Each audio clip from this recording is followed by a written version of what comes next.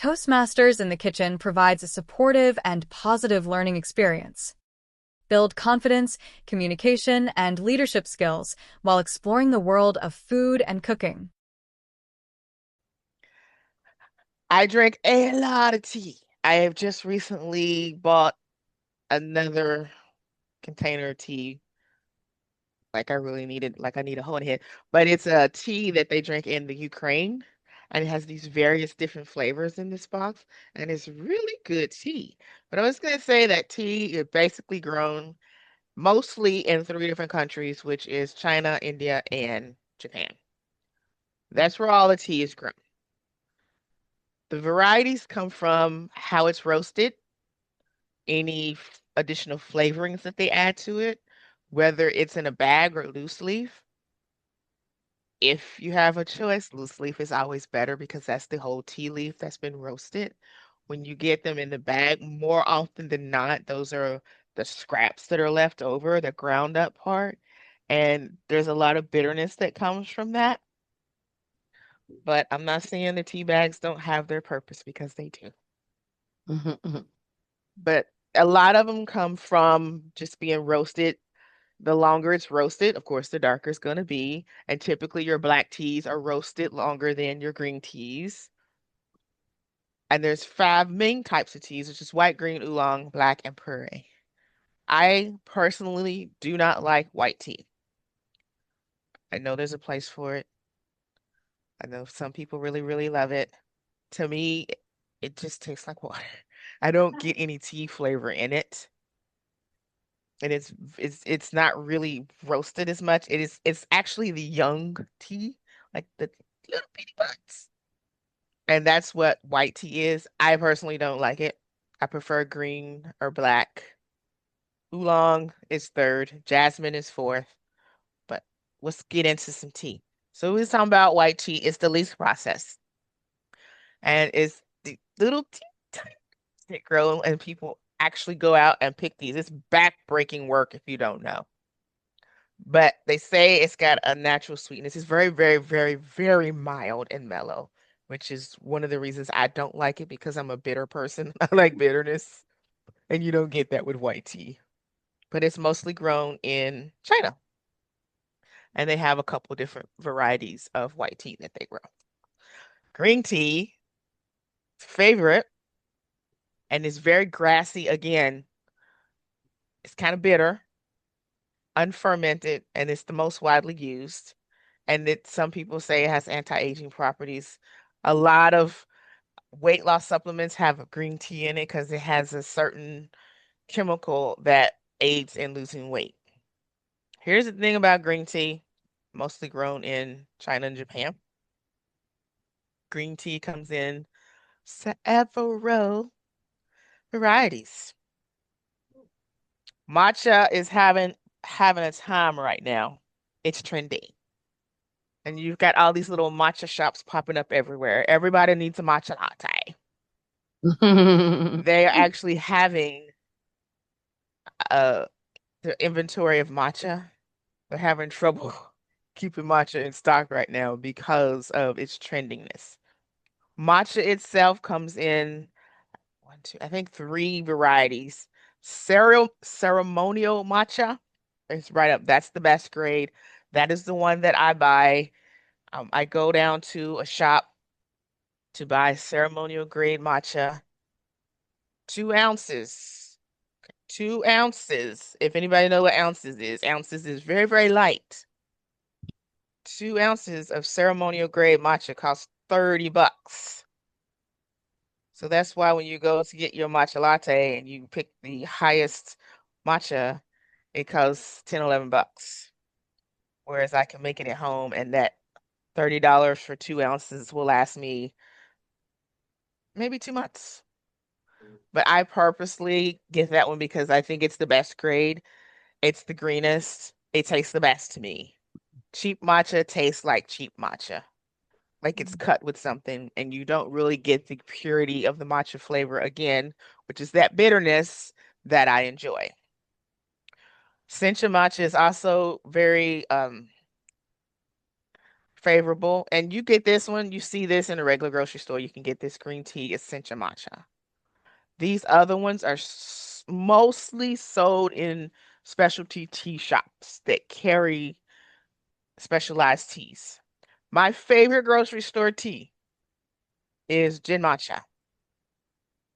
This is green tea with roasted rice, toasted rice. This is a naturally sweet tea. It's very green. It has that bitterness in it. To me, it tastes like it's got a little bit of honey in it. That's how naturally sweet it is. This is the only tea that I can drink with no sugar. And you know I'm a sugar addict. But if you see this tea in your store, which you can buy it in a conventional grocery store, gin matcha is the best green tea that I've ever drank. And this here shows you the different types of green teas, and you'll see a lot of bitter, bitterness because green tea is kind of medicinal and it boosts your metabolism. It has a lot of minerals in it. It's anti-inflammatory. So it's a very, very top-notch tea. If you're gonna pick a tea, go with green. Go with my favorite, gin matcha. And now is gin matcha is gonna be trendy and I'm not gonna find it in the store and I'm gonna be mad that I told everybody about it. But gin matcha. When we get into oolong is partially fermented. It's kind of floral to me. When I'm thinking of floral teas, I see oolong, jasmine.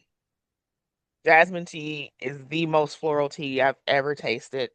As soon as you put the water on the tea leaves, that smell of floral just hits you. If you like floral notes, but you need it to be a little less, oolong is the way to go. Oolong, I've only ever seen oolong sold as tea leaves. I've never seen it in a bag. I'm not saying that it's not there. I've just never seen it. Again, if you have a choice to get loose leaf, you always want to go with loose leaf. You're going to get a higher quality, a better flavor. So I'm just saying. Black tea also has several varieties, and it's more oxidized and it has more caffeine, and it's fully fermented and it's roasted a lot, like kind of like coffee. That's how they roast it. India has the highest consumption of the black tea. And if you've ever had Indian chai, black tea with a lot of spices in it, and you don't need to say chai tea because chai means tea. Okay. A lot of people don't know that, and they say, "Can I get a chai tea?" And I'm like, "No, it's just chai." That's what they call tea in India. But I love chai, and I actually take black tea bags and I steep them on in a big pot on the stove, and I throw in cinnamon and cloves and star anise, and I steep that all together, and then I let it cool, and I add a little bit of vanilla in it, and I make my own chai concentrate. Again, saving money, high quality ingredients. I'm just giving y'all tips. This black tea comes in several varieties. This black pearl, somebody gifted me this one Christmas. You put one of these in your mug and you pour water over it, and a flower blooms. Uh, It's so great. My favorite black tea is Lapsang, Lapsang Souchong. Okay. And that's from Japan. And I just like the flavor of it. I find it very smooth. So that's my tip to you, Lapsang. If you see that one, try it. It's a very, very good tea. We do have somebody from Japan here that can chime in when you need to. Pura tea is fermented. When it says earthy, what this tea reminds me of is beets. I do not like beets. This tea reminds me of beets or mushrooms. It really has a woodsy flavor about it. I do not steep mine for very long because it's so earthy and woodsy. But it's also supposed to be energizing, which is the only reason I try to drink it. No, it doesn't give me energy. But at this point, I'm constantly trying to find some energy somewhere because I'm not making any of my own. But Puree tea is very good. It's a very refined tea. It's a little bit expensive, but if you want a black tea that's different, that's woodsy, if you like beets, if you like mushrooms, this tea is going to be up your alley. And so all of the teas are produced China, India, Japan, Sri Lanka, and Taiwan. What's missing off this list, these are the major tea producing countries. What's missing off this list is also in Africa, they make a tea from a tree bark called rubios, and it's a red tea, and it's very strong. It's not as caffeinated. It's caffeinated like black tea, but not that caffeinated. And it's a red tea and it's very strong. And if you've never had rubios, the only thing I can think to describe rubios tastes like somebody took the bark of a tree and brewed it in a cup. That's the only way I can tell you about rubios. If you've ever had sassafras tea, which is from Louisiana, that's also from a tree. And it literally tastes like you're drinking tree bark. Mm-mm. I've had rubios. It has some anti-inflammatory properties. It also has some blood pressure reducing properties, which is the reason I bought it, but it's not one of my favorites. But if you don't know about rubios, if you don't know about hibiscus, that's another red tea. They drink that a lot in Mexico. And that is just a flower that they have dried and they just stew it. They'll allow it to stew on the stove with water, add a little sugar, and it's very, very tart, like lemon times 10 tart. Needs a lot of sugar. But those are some of the teas that we have. If you haven't branched out and you only know Lipton or you only know the green tea that you see on the shelf at Kroger's, there's more tea out there to explore. And I would urge you to look around for a specialty tea shop in your area because there is one. And those is a place where you can go and ask about the tea and describe your flavors, your taste buds, what you like in a flavor, and they will tell you which tea to get. Join us as a guest at our next meeting. We can't wait to meet you.